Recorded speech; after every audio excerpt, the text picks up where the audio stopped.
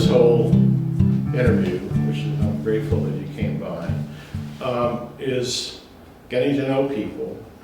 And I pride myself on detecting Eastern Shore accents, and there might be a trace of it, but I think you came from the Western Shore, didn't you? Nope. Where were you born and raised? New York, Long Island.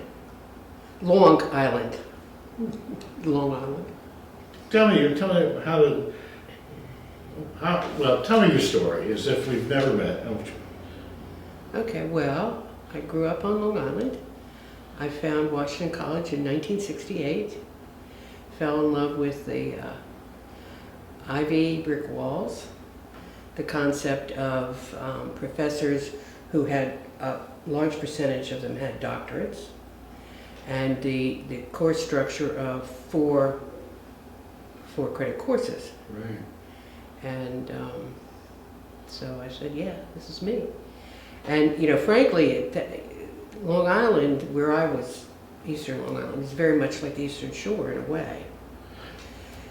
And then there were a lot of people who immigrated from New York in the 30s and 40s. They sold off because of Robert Moses and the development. Right. And they came down here.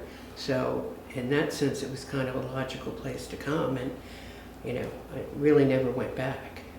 Yeah, so you went to Washington College. Right. And, you know, this is where most people then leave the Eastern Shore. So what was it, what made you want to stay? Well, I went back very briefly to New York until I got into law school, which was the University of Baltimore, because of the dean said, you should go to law school, Lynn. So, the dean of Washington College. So I applied to University of Baltimore, got in on a winter semester because they had half-year semesters. And, you know, after all that time, there was no sense of going back to New York. And you know, this is where I didn't want to be a corporate lawyer or, you know, be in Baltimore. I wanted to be here on the Eastern Shore. And I was fortunate to find a position here, and the rest is history. Yeah, so you specialized in the law, right? Well, I started off like most lawyers did at that time, as general practitioner. I mean, I did a little bit of, you know, title searching and all that stuff, a little bit of workers' comp. But as the profession progressed, you really had to have an area of concentration, and I became a family law attorney, which also had a diversity to it that I liked, which was you were a little bit therapist, you were a little bit financial planner, and then a little bit, you know, advocate extraordinaire. So. It's a tough practice, isn't it? I just interviewed Case Casa, so okay. I mean the other. This is where a lot of people get screwed. Yeah. Well, yeah. There were some attorneys who, you know, were a challenge, and then there were others that were reasonable, you know. And then the whole area of the law changed with mediation and other things, and self-representation. That's right. So they tried to tone it down. You know.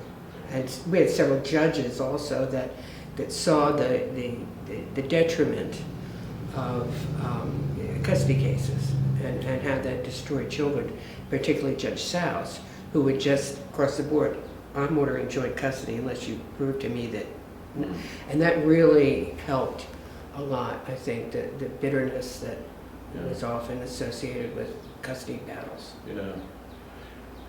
And you know, I also am kind of interested in exploring how you have engaged with the community. You've been in Easton the whole time, most of the time? I've been here since 1979. 1979. Amazing.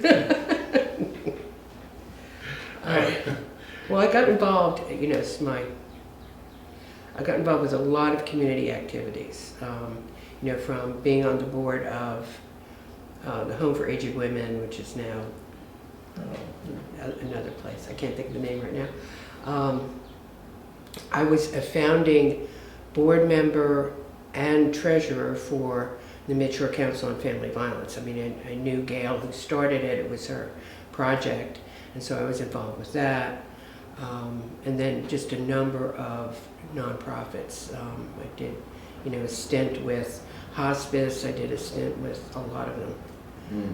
Mental Health Association, there was at one time. So I always paired that with the practice of law because that was the right thing to do. Yeah. I guess the interesting thing with everybody who was in this campaign is that decision. I mean, it's one thing to work for charities or nonprofits, schools. It's another thing to get into politics. And I don't know enough of your background, but is this the first time you've run for office? I mean, have you been political before? How do you define political? What's that? I have campaigned for various candidates, so from that standpoint, a variety of candidates. I really got drawn into public service when I retired in 2016, and it started with the Easton Club where I live and the golf course, and so that caused me to have contact with the town officials and employees, and I learned a lesson about how town government works. And then I went from that to the Talbot boys. I mean, I started writing articles defending, well, not really defending the Talbot boys, but putting out the history. And that got me, in contact with a number of people. We formed a Preserve Talbot History. And so from that I learned how the county government works. And then, a number of other things like more recent, what's happening with TRAP and what's happening with a number of other things. And so I said, well, why not? Yeah, that is kind of an interesting moment. I mean, and when you, because this is kind of an interesting primary where it is contested, I asked everyone, what do you think that you bring to the table? What is the differentials between you and your colleagues? There are 5 others who are running for this position at this point. Well, I think number one, I've had the longest residential connection with Talbot County. Number 2, I think that I'm the longest Republican. Because when I came here, I registered as a Republican. I'm doing some research, and I'm not prepared at this time to reveal that about who has voted and who has not voted in past elections that is running for office. But, so from that standpoint, I think I have a long history here with the Republican Party and its principles. I think the issue, the question that, when you look at the things that you want to make a priority, the things that you would have in your campaign pamphlet, what are those key areas that you feel like you want to make a difference? Well, number 1, protecting the environment and curbing overdevelopment, like the Lakeside Project. Number 2 would be to have more control over the education system. I mean, it's really controlled by Annapolis, but I think we can assert more power over how the Board of Education works. One of my ideas was to establish an education advisory board so that all the parents who are concerned about what the schools are teaching would have a way to get more information about it. I'm also supportive of protecting law enforcement. I've had long conversations with Sheriff Gamble, and I'm really concerned about that police accountability ordinance that's going to be enacted and how that's going to affect our policing here to our detriment. And so I'd want to work on something because I think there's some flexibility in the ordinance that they could enact, but I think that's really something that the present council is going to do. So, and then, you know, parental rights is a big issue. So those are the primary issues.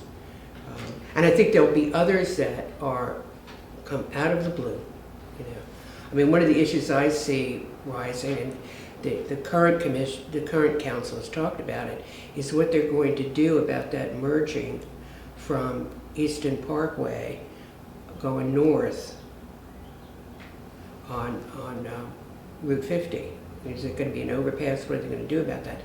And I've just noticed in the past few weeks that the traffic here has been horrible, and that, you know, I think there are major transportation issues that may be arising. So that's sort of what I see. There's only so much we can do because so much of it is controlled by Annapolis, but I'd like to hold them at bay and not invade us too much. Getting back to it, I mean, on all those highlights, for example, with the environment, are there specific things that were there specific things that the former council has done that worried you, or maybe it was in terms of education, or I mean, is it more just reform, or do you want to be proactive in certain areas? It's probably preserving it as it should be, listening to MDE, making MDE do their job. So it's that sort of thing, the oversight that we have. One of the things that concerned me was, and I know it started with the smart growth back with Glendenning, where the towns sort of have authority to have development to the exclusion of maybe county input into it. And so you have situations that happened in Trapp, which is basically 246 people decided that to annex a property that eventually became a 2,500 homes. And so something has to be adjusted with that. There has to be more input by the county than I think presently exists. And how about the schools?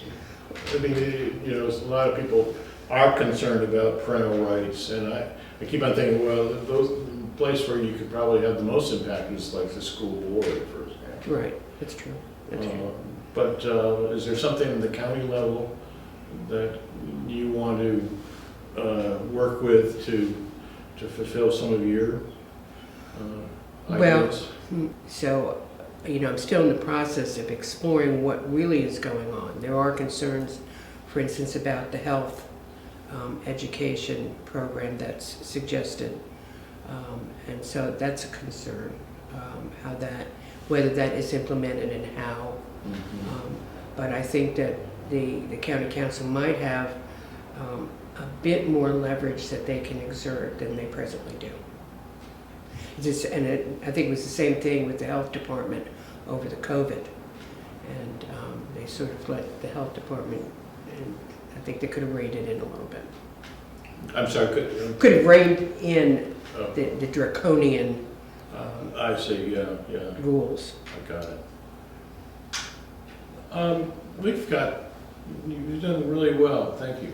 I guess I always want to leave this with a question about, is there anything that you want to make sure people know about you as we go into July 19th? Is there, things that we haven't touched on? Well, I'll touch about my education. I mean, I was, did marry into a Talbot County farm family, the Mielkes from the Tunis Mills Mielkes, because they always say, well, which Mielkes are the So the Tunis Mills Mielkes. And so I learned a lot from them about farming and the importance of agriculture. And in fact, my father-in-law, I have this picture of him on one of my brochures, was a farmer, dairy farmer, 400 farm. And he also was a hunter that took Bing Crosby and Phil Harris hunting in track. And as a result, that was on American Sportsman in the 60s and 70s, and really opened up Talbot County to hunting and some tourism. So, I mean, I just adore that connection. So that was, I'd like people to know that, Yeah. you know, really committed to this area. Yeah. Well, thank you. I know it's, my hat's off to anybody who runs for public office. And I really appreciate it. I think it says a lot about how much you care about the community. I do, I really Yeah. do. Thank you, Lynn. Thank you.